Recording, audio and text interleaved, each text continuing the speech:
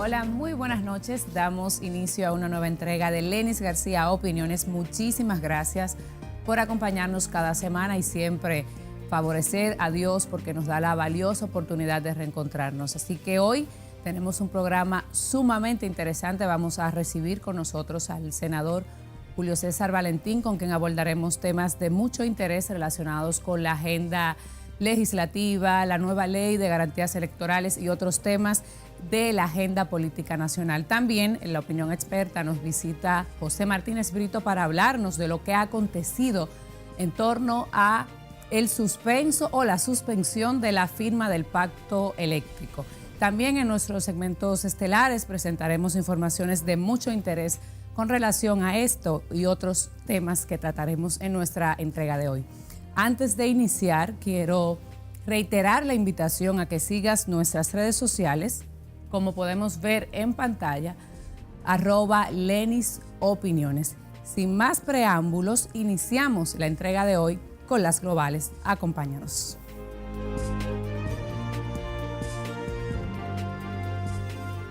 Bienvenidos a Las Globales, un recorrido por las informaciones internacionales más importantes de la semana. En la frontera de Venezuela y Colombia se realizó el concierto benéfico más grande de la historia latinoamericana, el Venezuela Aid Live, organizado por el empresario británico Richard Branson con el objetivo de recaudar ayuda para los venezolanos. Entre los participantes estuvieron Ricardo Montaner, Diego Torres, José Luis El Puma Rodríguez, Alejandro Sanz, Maluma, Chino y Nacho, entre otros. El concierto se llevó a cabo en el lado colombiano del Puente de Tienditas, uno de los 3 pasos fronterizos de Cúcuta con Venezuela, en donde hay almacenados toneladas de ayuda humanitaria de Estados Unidos y Puerto Rico para ese país. Por otra parte, Juan Guaidó convocó el pasado sábado a la población de Venezuela a marchar para exigir el ingreso de la ayuda humanitaria acopiada en la frontera, aumentando así la presión contra el régimen de Nicolás Maduro, que mantiene su bloqueo a la asistencia proveniente del extranjero. Por otro lado, en la Casa Blanca, el consejero de Seguridad Nacional estadounidense John Bolton se refirió a la crisis en Nicaragua y a la condena del régimen de ese país contra 3 líderes agrícolas por su papel en las protestas del 2018. Los días del socialismo están contados, no solo en Venezuela, sino en Cuba, también en Nicaragua. Así lo dijo John Bolton, consejero de la Casa Blanca. Esta no es la primera vez que Bolton se pronuncia sobre Nicaragua. Al igual que su postura sobre Venezuela, el funcionario de Trump considera que esta dictadura, al igual que otras, les queda poco tiempo. Hasta aquí las globales. Para Lenis García Opiniones, Starling Ramírez.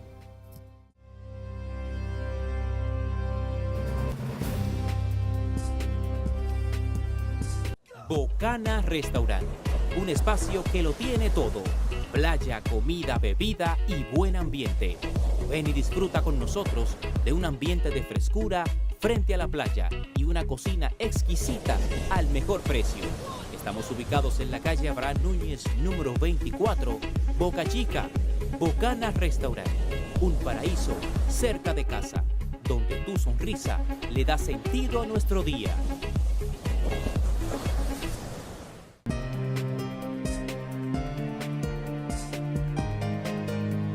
Bueno, ya está con nosotros el senador y amigo Julio César Valentín, a quien damos la más cordial bienvenida.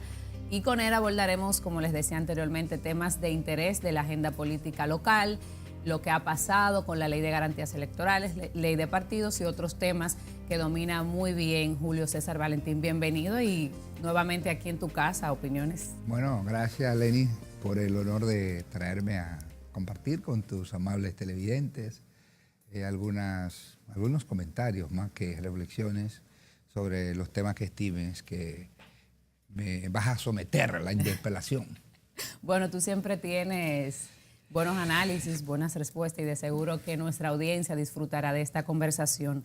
Vamos a hablar primero acerca de lo que ha sido la ley de garantías electorales y lo polémico que ha resultado en virtud de diferentes puntos que han sido cuestionables de esta ley.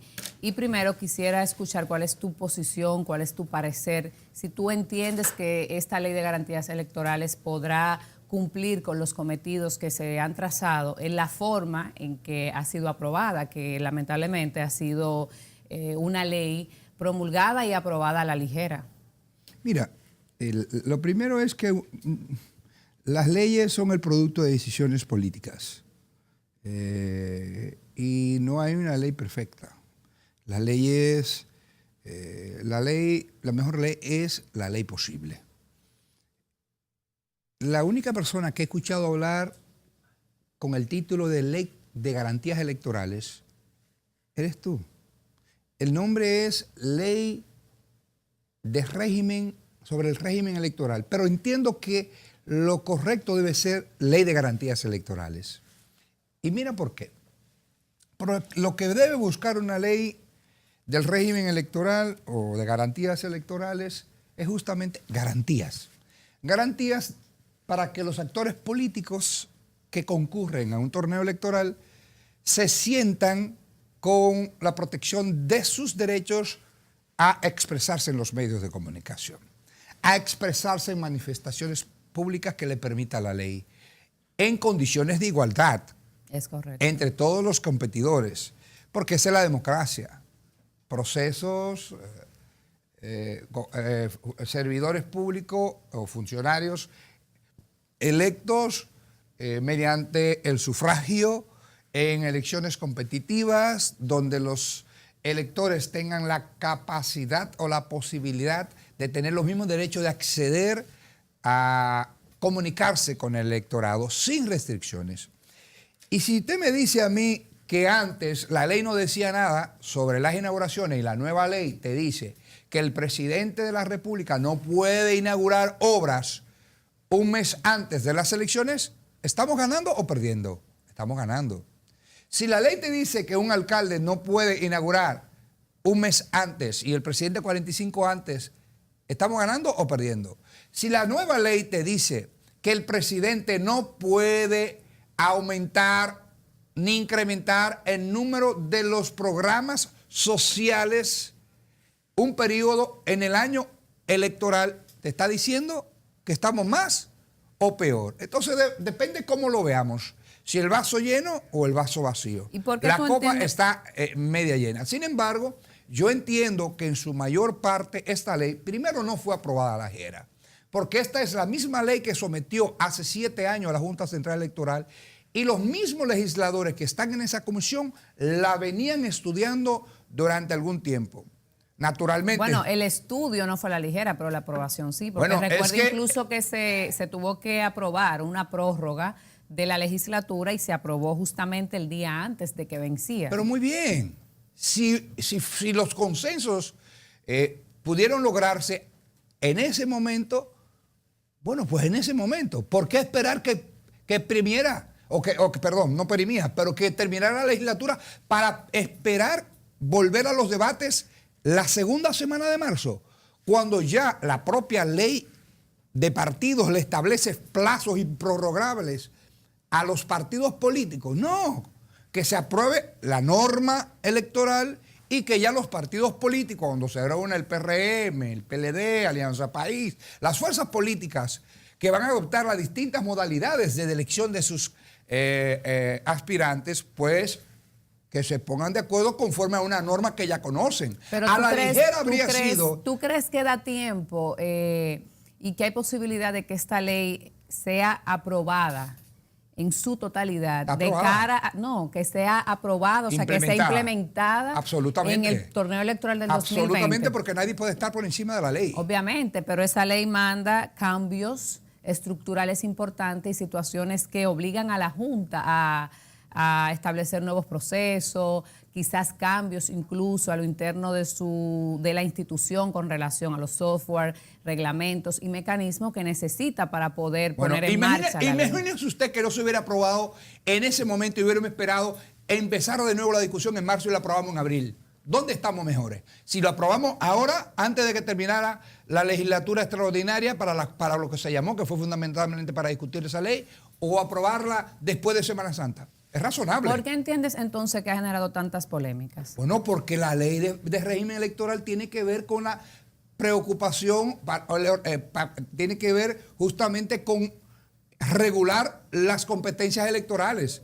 Y las competencias electorales no son danzas de abrazos y besos. Son competencias por intereses muy fuertes. Es la lucha por el poder o por cuotas de poder.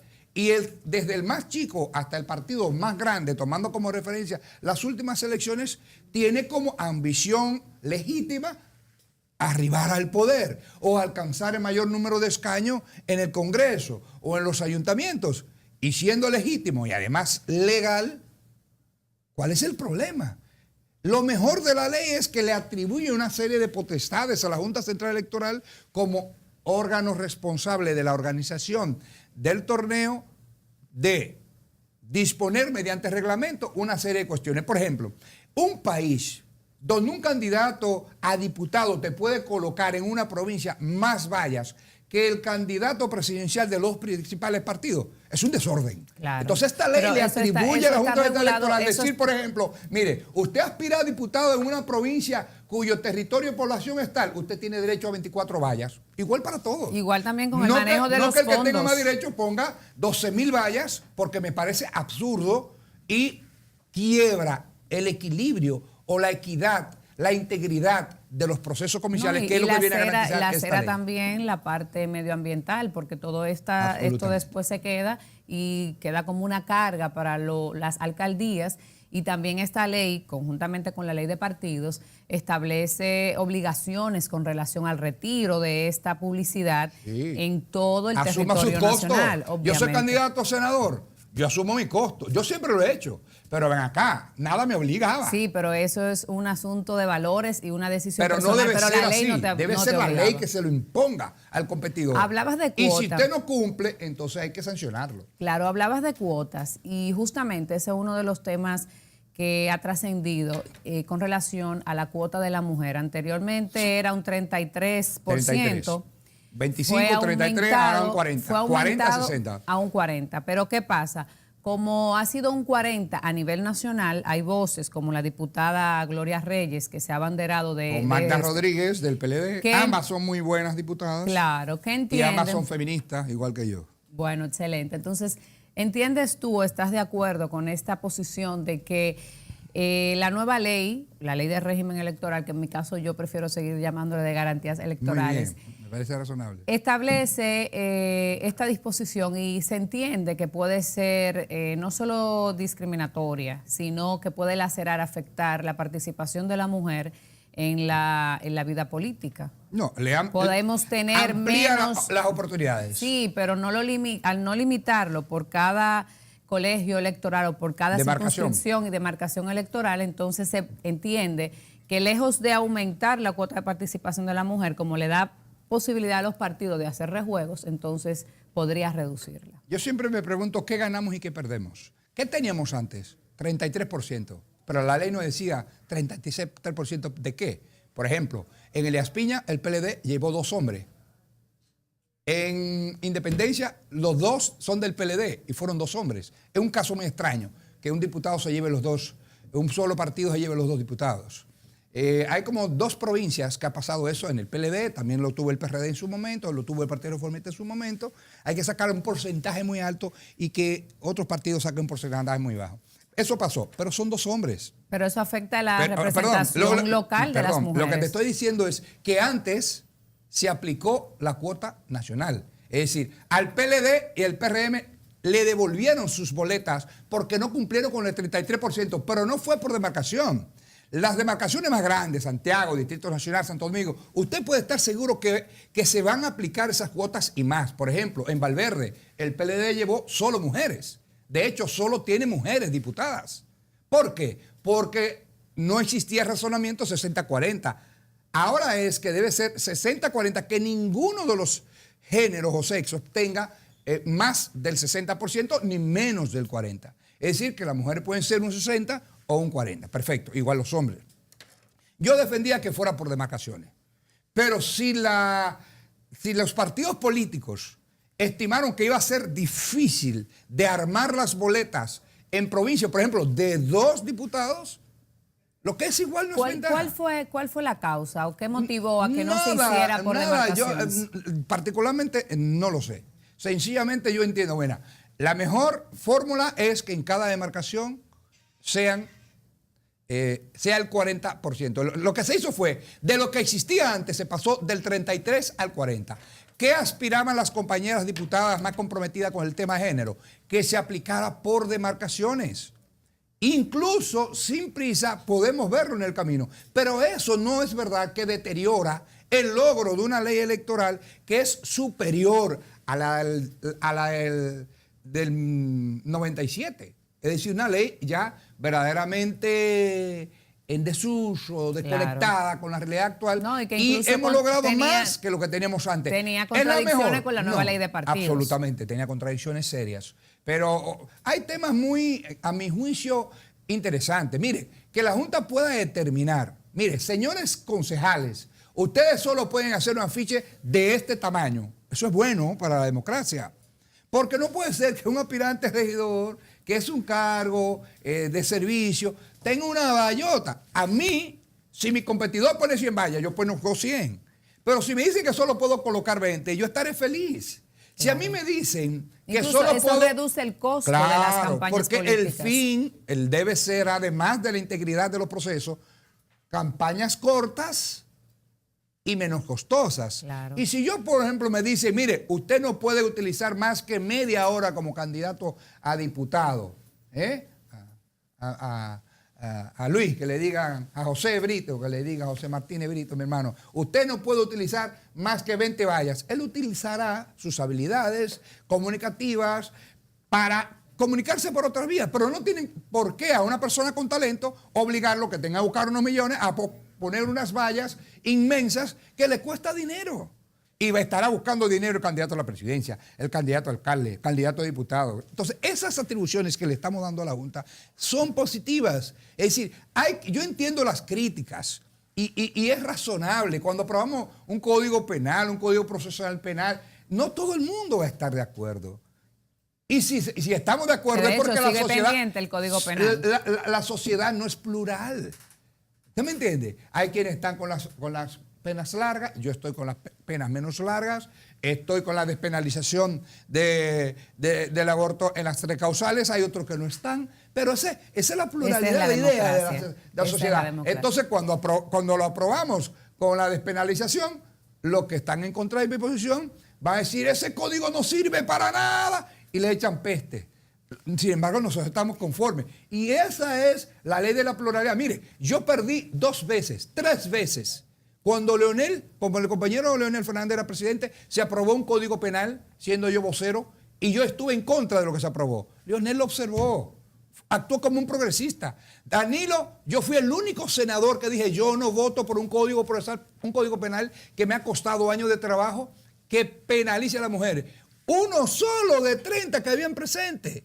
¿Y qué pasó? Danilo lo observó valientemente. Me quedé solo. Ahora, yo no dije, mis senadores son unos animales, unos brutos, unos machistas. No, porque ese no es mi papel. Claro. Simplemente yo emití mis argumentos. Y me sentí satisfecho cuando Danilo dijo, Valentín tenía razón.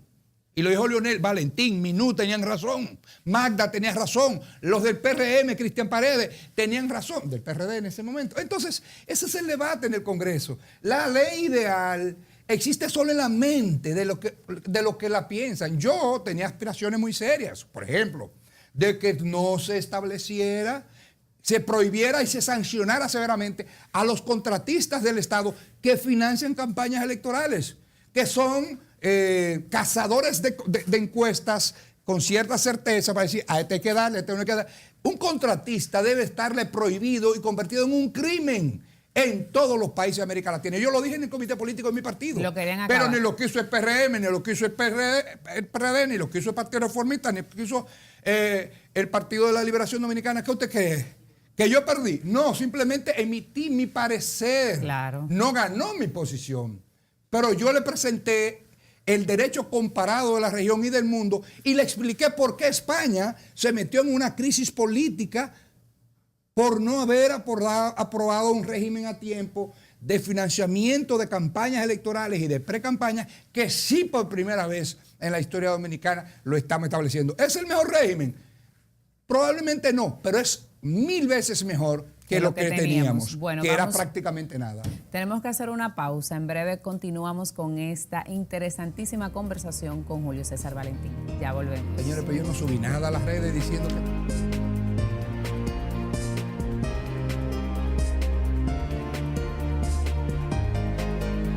Bocana Restaurant, un espacio que lo tiene todo: playa, comida, bebida y buen ambiente.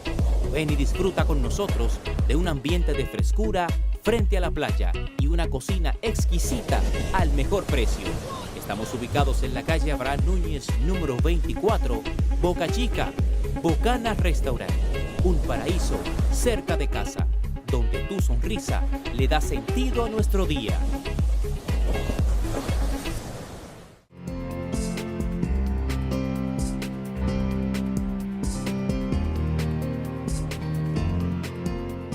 Gracias por seguir en Opiniones. Recuerden nuestras redes sociales con el mismo nombre, @LenisOpiniones.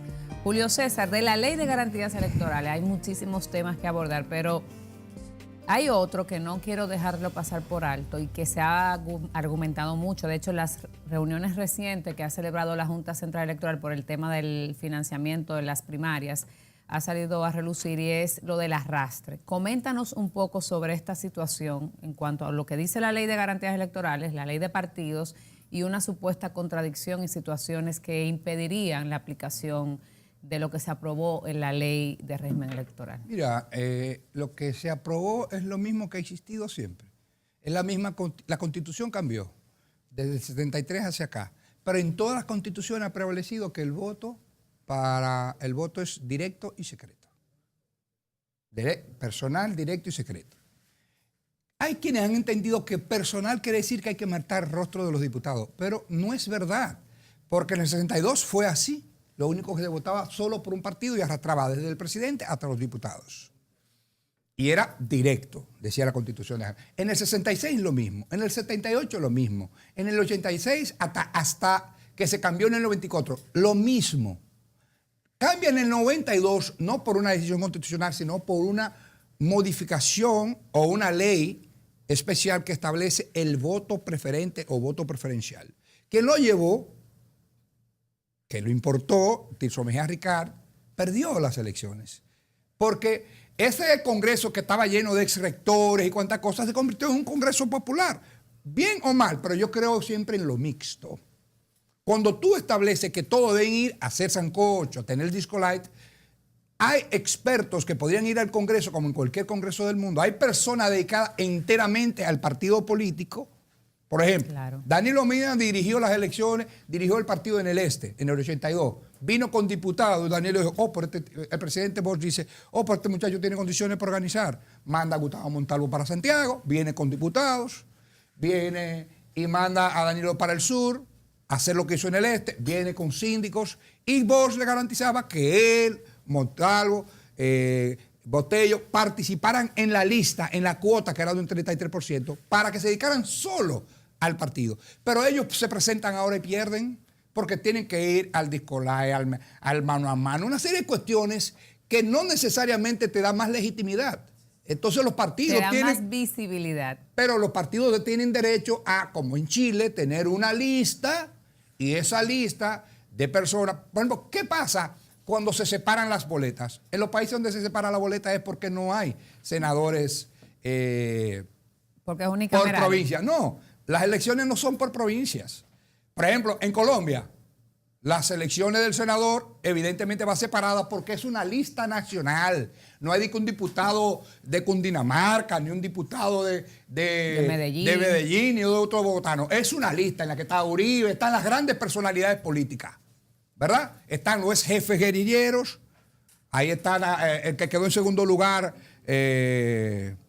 ¿cómo se llama? Que fue alcalde de Bogotá. Bueno, no recuerdo.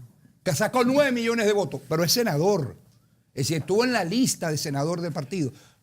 Entonces ahí hay dos listas, una de diputado y una de senador. En Uruguay lo mismo. Pepe Mujica fue senador en una lista nacional. No hay uno por Punta del Este y uno por Montevideo. Pero no, aquí es el único lugar del mundo donde hay un solo senador por provincia y una pluralidad de diputados. Entonces esa pluralidad de diputados garantiza que si un partido sacó el 40%, tenga más o menos el 40% de los escaños, pero si un partido sacó 41%, se llevó el senador, el único espacio. En todos los países, el segundo lugar casi siempre tiene derecho a un escaño en el Senado. Aquí no pasa eso. Entonces, ¿qué es lo que sucede? Que, por ejemplo, yo fui electo senador, pero en mi demarcación histórica, donde fui diputado 3 veces, yo saqué un 60 y tanto por ciento, como un 65%. Es histórico. Esa votación yo siempre la saco. ¿Qué pasa? Que yo ahí, el partido arrastró 3 diputados.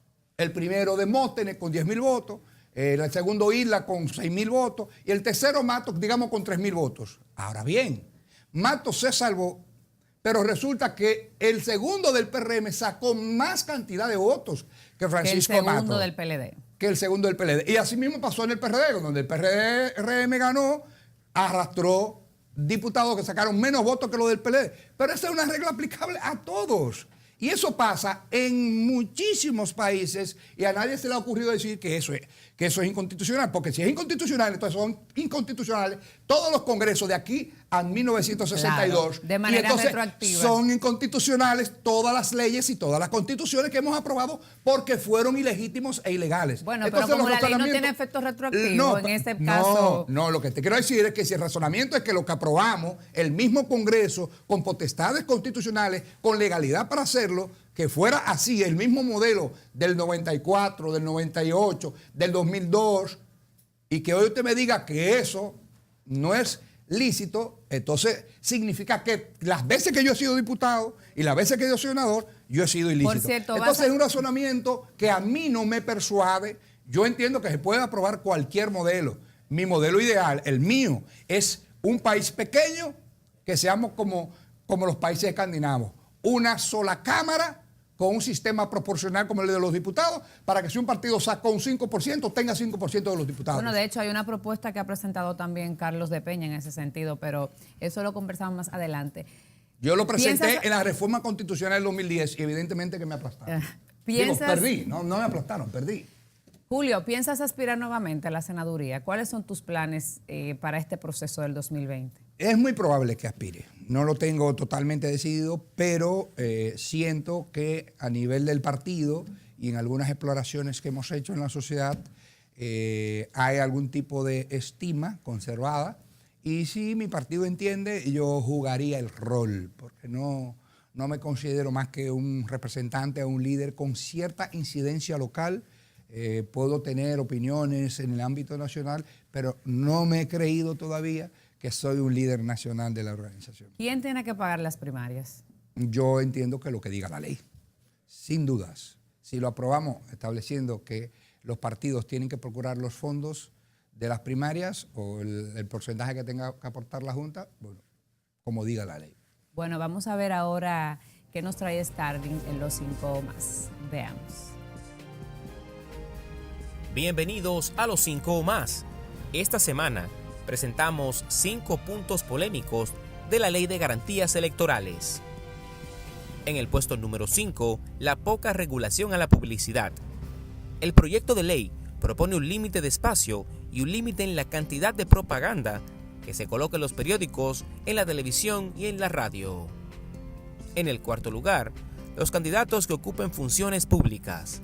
Se refiere a la legitimidad de ser elegidos para los candidatos que ocupen cargos públicos que pudieran así utilizar los recursos del Estado para financiar sus propias campañas.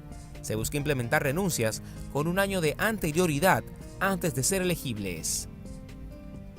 En tercer puesto, las garantías de la mujer. Según la ley, debe existir un 40% del voto representado por la mujer. El proyecto considera que la cantidad representativa debe ser a nivel nacional y no por jurisdicción, como recomiendan algunos expertos. En el segundo lugar, las garantías de los jóvenes. Así como las mujeres, los jóvenes también exigen sus garantías para tener representación dentro de los cargos electivos de los partidos. Y en el primer lugar, de los puntos más polémicos de la Ley de Garantías Electorales, el voto de arrastre. Según un comunicado de la Fundación Institucional y Justicia Finjus, consideró que el arrastre y el voto preferencial a la recién aprobada Ley Orgánica sobre Régimen Electoral solo mantendrá la distorsión de la intención del voto al momento de ejercer su sufragio.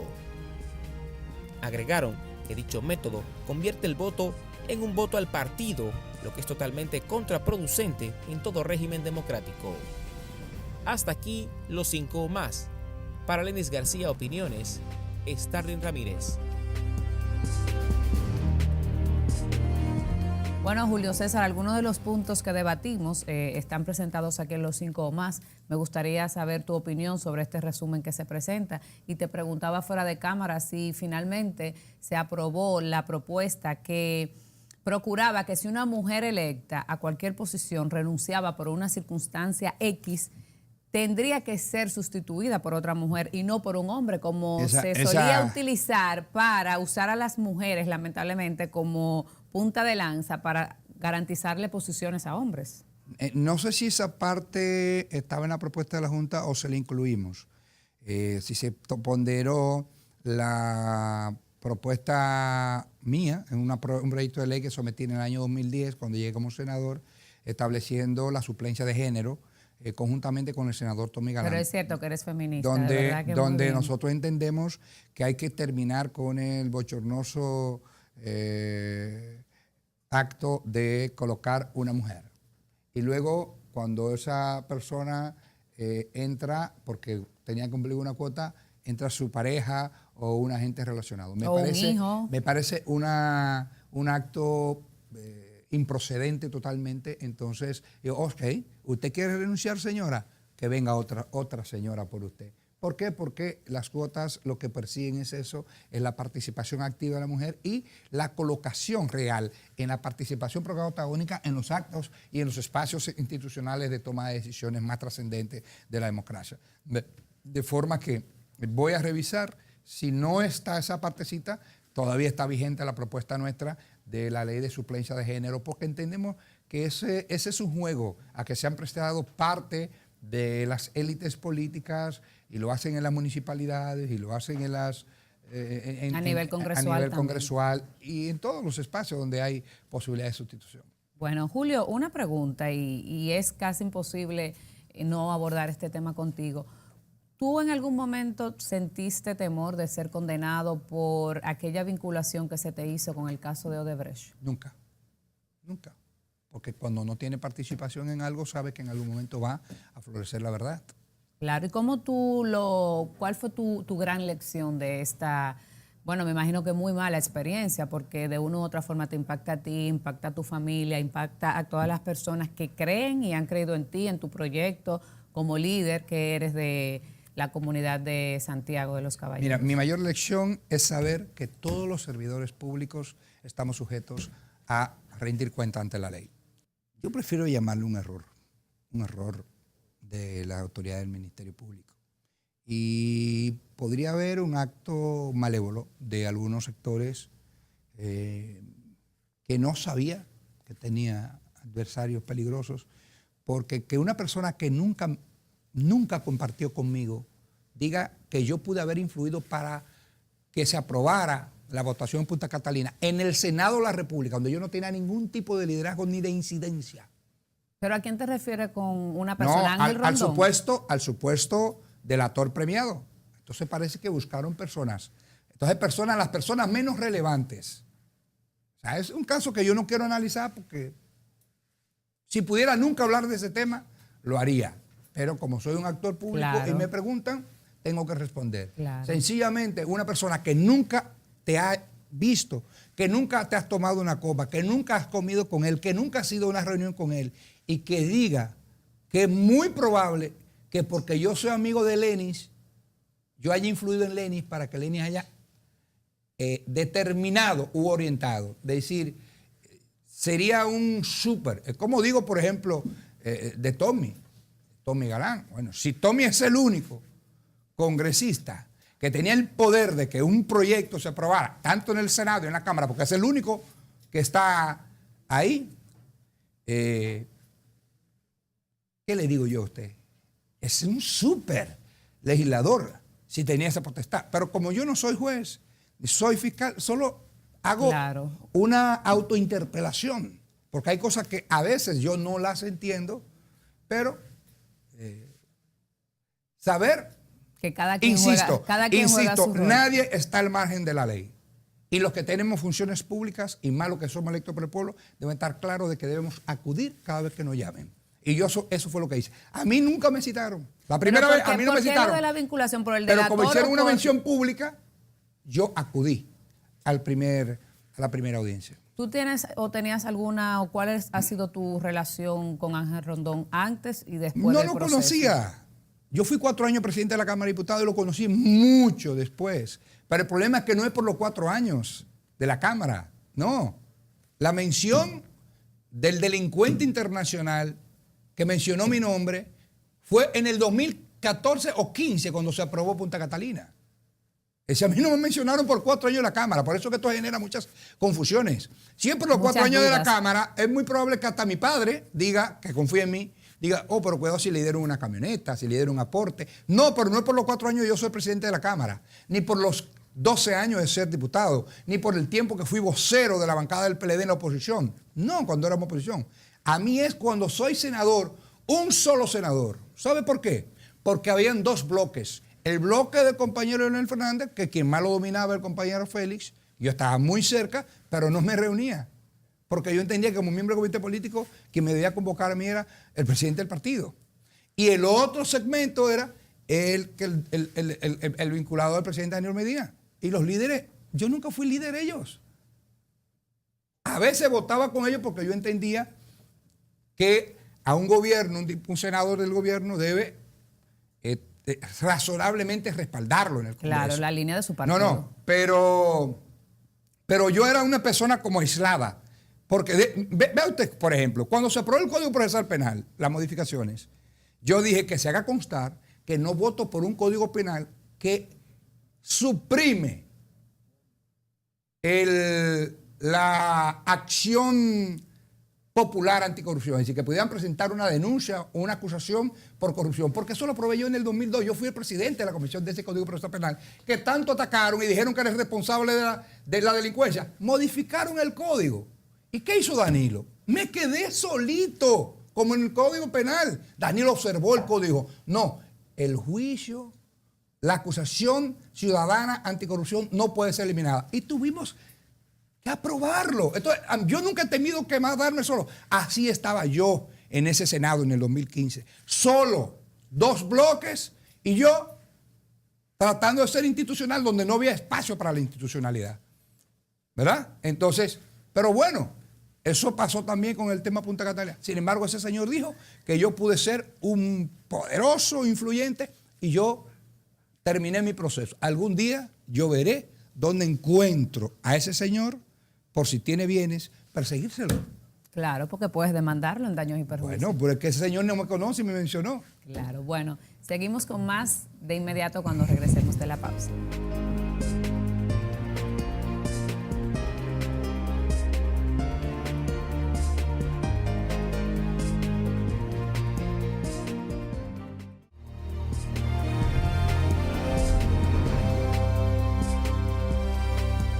Hoy en Opinión Experta está con nosotros nuestro habitué José Martínez Brito para darnos su opinión o comentar acerca del pacto eléctrico. José, muy buenas noches, bienvenido. Pues muchísimas gracias hoy con esta visita tan querida, Julio César Valentín, y qué bueno que está por aquí, que comentaremos algunas cosas respecto a política pura y dura, como dicen, respecto a este tema del pacto eléctrico, que hemos estado hablando de él hace unos días, en el que el PRM se retiró y el partido de gobierno, el gobierno de la República Dominicana, decidió suspender la firma que estaba dispuesta para el martes a las 11 de la mañana. ¿Cuáles fueron las razones que dio el PRM para poder retirarse de esta firma del pacto? Entre ellas están, por ejemplo, la exigencia de que se deroguen leyes que son adversas a la Ley General de Electricidad actual. Siempre he dicho que como abogados debemos conocer lo que la ley nos permite hacer y lo que no. Toda ley que es adversa a una nueva y que llega es derogada. No existe decreto que pueda prevalecer luego de esta ley si esta ley se le contrapone. Es por esto que esta solicitud que hace el PRM la consideramos completamente sin base, porque ¿qué estaríamos solicitando? Que el Partido de la Liberación Dominicana de alguna forma emita un comunicado, que el presidente firme un decreto en el cual derogue él mismo una ley cuando no puede hacerlo. ¿Son estas facultades del presidente de la República? No lo son. Seguimos hablando sobre las propuestas o las condiciones que puso el PRM respecto a la firma del pacto eléctrico, y entre ellas estaba también la solicitud de la Cámara de Cuentas para que haga las investigaciones del lugar en las sedes. Y es que la República Dominicana tiene una constitución y esta establece claramente cuáles son los mecanismos de peso y contrapeso que tienen los legisladores. El PRM es el segundo partido con más legisladores en la República Dominicana y tiene todas las vías del lugar para poder exigir auditorías en las EDES. No necesariamente tiene que hacerlo el presidente de la República ni el partido de gobierno. Ahora, si usted quiere tomar políticas, si usted quiere funcionar con políticas que son afines a su partido, usted lo que tiene es que fajarse en las urnas y conseguir una representación para poder gobernar con el PRM.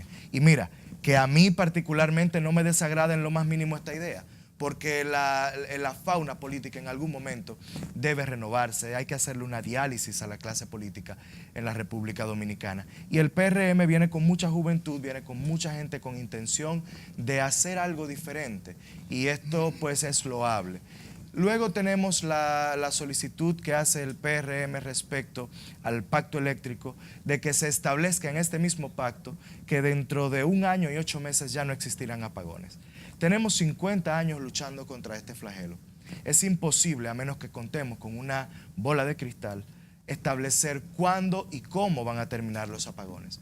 Sin embargo, el pacto eléctrico pudo haber funcionado como un aliciente a esta clase media, a los grandes empresarios, a los medianos empresarios, a los micro y pequeños empresarios, para que al menos pudiese solucionarse en una parte el problema y empezamos a reducir los gastos de las EDES y a reducir las pérdidas, que como ustedes sabrán es el 30% casi que se pierde en la distribución en la República Dominicana, cuando la media a nivel internacional es de aproximadamente un 4, un 5%. Y es ese excedente, esa pérdida, la que la están cobrando en las costillas a la clase media y a la clase empresarial de la República Dominicana. Bueno, muchísimas gracias, José Martínez Brito. Te esperamos pronto por aquí. Seguimos conversando entonces con el senador Julio César Valentín. Julio, ¿qué te parece a ti todo esto con relación al pacto eléctrico? ¿Cuál es la posición del PLD en torno a esta situación? Con ese análisis de tan pocos minutos que hace José Martínez, brillante siempre, José, no porque sea mi amigo. Sí, es cierto. Me sorprende cómo en tan pocos minutos tú puedes hacer un análisis. Brillante como profesional y más como ser humano. Sí. Entonces, yo estimo que el tema eléctrico es uno de los grandes temas y desafíos de la Agenda Nacional de Desarrollo. Y como bien explicó José, el tema de los apagones tiene décadas, por lo que no se puede establecer un plazo, como si fuéramos magos y no actores con responsabilidades públicas, decir que el 27 de febrero del próximo año no habrá apagones. Eso no es un decreto. Eso tiene que ver con cuestiones científicas, con pasos. Será una posición muy populista, que de hecho una vez el presidente Medina le puso fecha al fin de los apagones. Yo estuve escuchando muy atentamente al ministro Tony Isa Conde, que a mi juicio es uno de los funcionarios más competentes y escrupulosos, además de respetuosos. Pero él utilizó una calificación no mencionó a nadie, pero hablaba de miopía política. Sí. La miopía política impide que un pacto, que todas las fuerzas que habían concurrido, sociales y políticas, que habían concurrido al pacto, anunciaron que firmarían. Incluso se tenían los nombres de las personas que en nombre de distintas fuerzas o entidades concurrirían a suscribir el pacto. Y en horas antes del mismo se anuncia que no van a participar, formulando una serie de temas que tuvieron el tiempo y la oportunidad en todo el transcurrir de la discusión o de las discusiones, de las deliberaciones que estableció la mesa del pacto eléctrico, y que horas antes, un tema que es un objetivo nacional fundamentalísimo. Claro, un tema neurálgico incluso para el tú desarrollo me digas del a mí país. que no lo vas a suscribir, probablemente mirando el cortoplacismo de la inmediatez o la proximidad de un torneo electoral. Y yo creo que la oposición debe ser responsable. Mire, Bosch fue probablemente el opositor más urticante que tuvo la política de las últimas décadas del siglo pasado. Pero cuando el país se vio, aún siendo víctima de serias alteraciones electorales demostradas, cuando el país se vio amenazado, una amenaza es estar afectado en sus objetivos nacionales, cuando el país se vio amenazado porque no tiene capacidad de incrementar sus ingresos, ¿qué hizo Bosch? Acudió a un pacto tributario.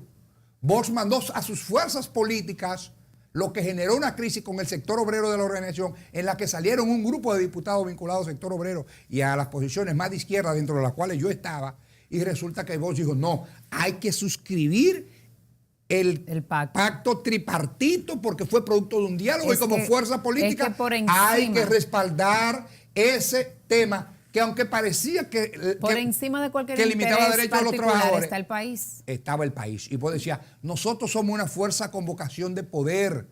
Y lo que vamos a demandar si llegamos al poder, que es diálogo entre las distintas fuerzas, no podemos recurrir a la miopía y a la pequeñez. Y Bosch participó, aún siendo un crítico, y participó Peña Gómez, frente a un adversario como Balaguer, que le había hecho serios perjuicios a ellos y a las instituciones del país. Pero él entendía, bueno, él es el país, él no es el país. Claro. Él simplemente es el gobernante del país, y por tanto hay que concurrir a estas mesas de diálogo y aprobar una serie de cuestiones, incluso sacrificando posiciones ideológicas de la organización, porque por encima de la organización están los objetivos nacionales de la República Dominicana. El PRM ha salido en defensa, que de hecho hay una contradicción entre sus principales líderes, Hipólito Mejía y Luis Abinader, con relación a la posición en torno a la no suscripción del pacto eléctrico, pero el PRM entiende que está jugando su rol de oposición. Pues muy bien, puede jugar su rol, pero no poner en tela de juicio, en amenaza, objetivos nacionales fundamentales. Eso de forma tal que yo entiendo que los argumentos deben ser sólidos y no deben ser puramente por decir yo soy opositor y por tanto lo más fácil es ponerme, estar en contra de todo. Porque no es consecuente. El PRM formuló una serie de propuestas en la mesa. Y fueron acogidas. Estuvo de acuerdo con que se anunciaran. Más que eso, el PRM designó quién iría a la firma del pacto. Es lo que yo tengo como información. En consecuencia, a última hora me parece una jugada que tienen perfecto derecho. Yo respeto, pero no creo que sea la actuación propia de un partido y de un liderazgo con vocación clara de poder. Hay otro tema que no podemos dejar pasar por alto, y es la parte política. El escenario político que se está ya implementando de cara al proceso del 2020, tomando en cuenta que los partidos serán sometidos, los principales, a sus escrutinios internos con las primarias en el mes de octubre. Y decía Peralta en unas declaraciones que solo con Danilo Medina se aseguraba, o era el único líder que actualmente tenía la posibilidad de ganar en primera vuelta. ¿Tú crees que sea esto un indicador de que el presidente Medina tiene el interés de repostularse de cara al 2020? Eso yo no lo puedo pronosticar. Sí entiendo que el PLD como organización política es la principal fuerza de la nación. Podría cambiar porque para eso son los torneos electorales. Sí entiendo ciertamente que Danilo es la figura política con mayor potencial para competir. Pero la Constitución se lo prohíbe. ¿Tú apoyarías una nueva repostulación del presidente Medina? Yo no apoyaría nada que sea contrario a la Constitución.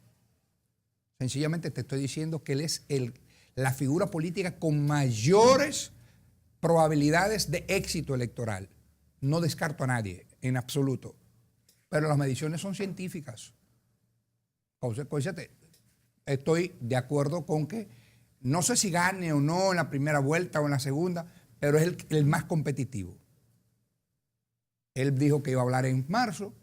Yo no sé qué va a hablar en marzo. Yo esperaré tranquilo.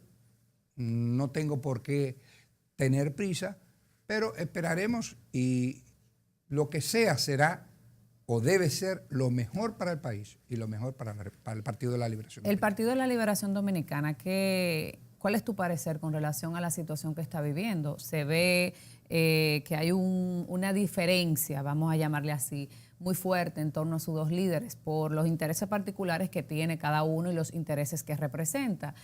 ¿Se divide el PLD o tú crees que hay posibilidad de que Leonel Fernández y Danilo Medina se pongan de acuerdo? El mejor escenario es que se pongan de acuerdo o que el partido abra una competencia entre los que tengan aspiraciones y resolvamos el asunto por la vía democrática.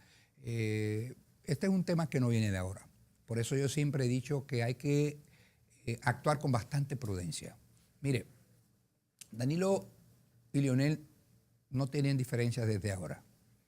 Eso hay que verlo al 2006, 2005, 2007, cuando comenzó la reelección del presidente Leonel Fernández en el 2008, que Danilo decidió concurrir. Ganó el presidente Leonel Fernández. Creo que Danilo actuó correctamente cuando hizo un acto de ausentismo del escenario público y se dedicó a hacer contactos para su futura aspiración. Cuando se modificó la Constitución del 2010, que yo fui un actor, podría decir que clave, estimulamos un sector dentro del partido que no se intentara modificar la reelección para la Constitución para permitir la reelección del presidente Fernández, que eran solo 2 periodos.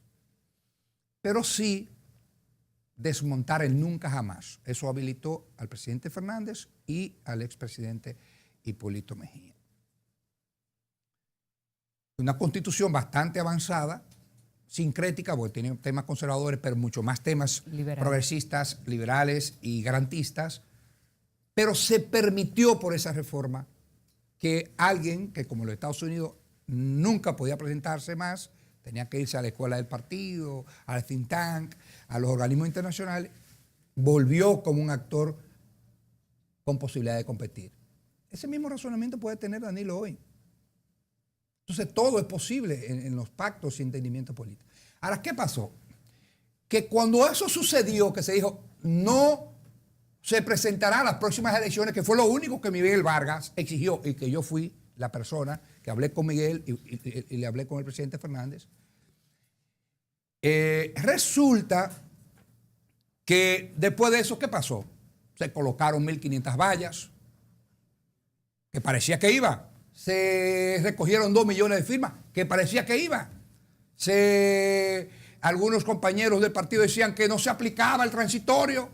Yo soy de los que digo responsablemente que siempre se aplique ese transitorio. Si el transitorio dice que no puede, no puede. Y no soy yo el que no lo tengo que decir. Y lo digo de Leonel, como lo dije, y lo digo de Danilo. Porque hay que ser coherente. La Constitución es muy clara. Muy bien, sí, pero habían compañeros del Comité Central y del Comité Político que decían que no se aplicaba. Y lo mismo que está aconteciendo. Claro, con el mismo transitorio de hoy. Otros decían, ¿y qué hizo Danilo? Llamó a sus dirigentes y dijo, miren, no opinen contra el presidente, que yo no quiero ser candidato, yo quiero ser presidente. No, nada de crisis ni nada de grito. En algún momento Leonel hablará al país y se verá que él no va a poder presentarse. Y si se va a presentar, concurrir nosotros es un sacrificio innecesario. De eso yo tengo evidencia.